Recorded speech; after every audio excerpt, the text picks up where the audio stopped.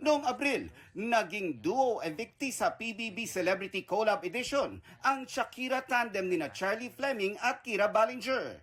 At pagkalabas ng bahay ni Kuya, hindi red carpet ang first order of business ni Charlie, kundi food trip.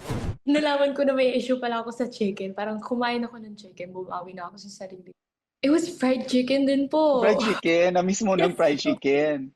I miss the fried chicken. Yung mga may sauce, oh my God, I love it. Kasi wala kayo doon sa loob.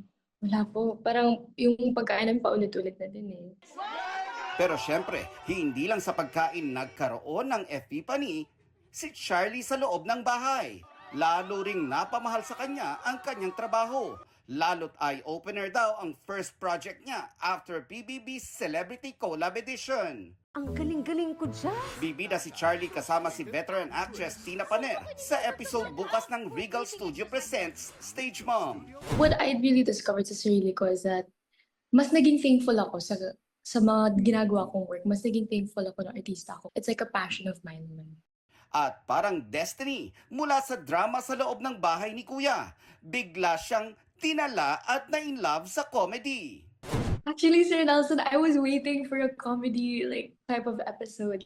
Kasi whenever I've auditioned for different shows, tas sobrang, ano din kasi ako, humihirit din po kasi ako kahit may director.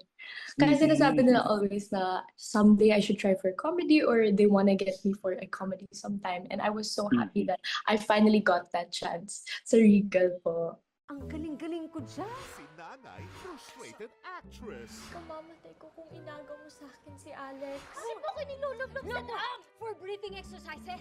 Regal Studio presents Sunday, 2 p.m. on GMA.